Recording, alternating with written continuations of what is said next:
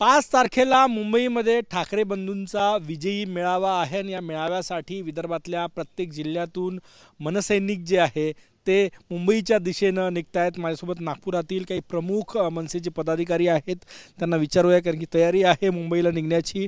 आदित्य, काय सांगशील, उद्याचा मेळावा आहे, तुम्ही कधी निघतायत, काय नियोजन आहे, किती लोक निघतायत? मराठी भाषेवर जो हिंदीचा सक्तीचा जी.आर. आलेला होता, तो जी.आर. महाराष्ट्र नवनिर्माण सेना आणि मराठी माणूस शिवसेना असेल किंवा संपूर्ण मराठी माणसाच्या एकजुटीने जो परतावून लावला, त्या एकजुटीचा विजय गुलाल उधळत आहे असं सन्माननीय साहेबांचे आदेश आहेत। तर आम्ही मराठी म्हणून उद्या त्या मेळाव्याला मोठ्या संख्येने महाराष्ट्र सैनिक असू द्या किंवा आम्ही मराठी माणूस मोठ्या संख्येने तिथे जाऊन त्या उत्सवात आम्ही सहभागी होण्यासाठी इथून मोठ्या संख्येने निघणार आहोत। आज निघताय तुम्ही, उद्याचा मेळावा आहे, कसं नियोजन आहे, किती जणांना तुम्ही सांगितलेलं आहे, कसे जात आहेत? बघा, उद्याच्या 5 तारखेचा जो विजयी मेळावा आहे त्याच्यासाठी आम्हाला फक्त मनसे म्हणूनच नाही, पण काही स्थानिक मराठी भाषिक, काही हिंदी भाषिकही जे मराठीला प्रेम करणारे आहे अशाही लोकांनी, भरपूर लोकांनी आम्हाला संपर्क केलेला आहे। त्या सर्वांची बाय रोड, ट्रेनच्या माध्यमातून आणि ज्यांना ज्या पद्धतीने जमत आहे त्या पद्धतीने आम्ही व्यवस्था करतो आहे आणि स्वयं खर्चानेही काही मराठीवर प्रेम करणारे लोक आमच्यासोबत येत आहेत। तर नागपूरमधून तरी मोठ्या उत्साहात आणि जल्लोषात आम्ही 5 तारखेच्या विजयी मेळाव्याला जातो आहे आणि आमचं आव्हानही आहे की सर्व मराठी लोकांनी या मेळाव्याला यावं।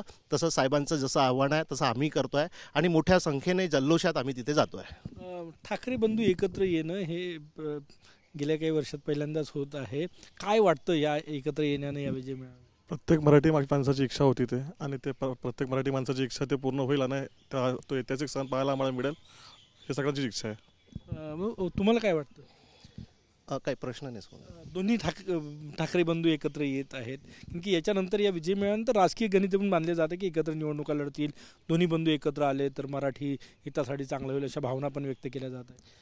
बघा, एक मराठी भाषिक म्हणून माझी तर स्वतःची वैयक्तिक जी इच्छा आहे ते हे एकत्र आले पाहिजे आणि एकत्र होऊन चांगल्या प्रकारे या महाराष्ट्राला एक चांगला प्रगतिशील महाराष्ट्र बनवण्यामध्ये हातभार लागला पाहिजे, अशी माझी वैयक्तिक इच्छा आहे। पण बाकी शेवटी या माननीय सन्माननीय राजसाहेब ठाकरे आणि उद्धवसाहेब ठाकरे यांच्यावर सर्व डिपेंड करते की समोर ते काय डिसिजन घेतात। पण आमची मराठी म्हणून ही मनातून इच्छा आहे की सर्व एकत्र आलं पाहिजे।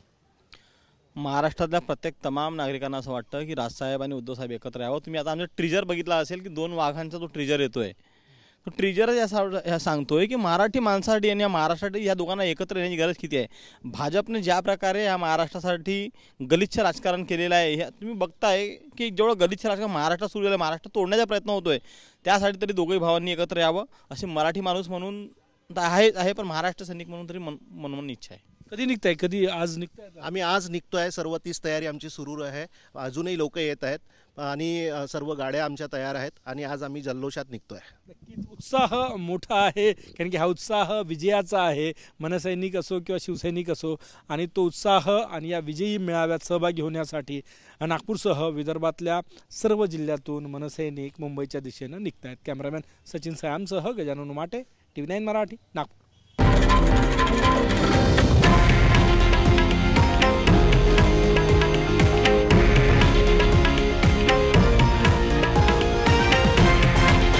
हे आहे देशातील नंबर 1 न्यूज नेटवर्क आणि आपण पाहत आहात TV9 मराठी, एकमेव।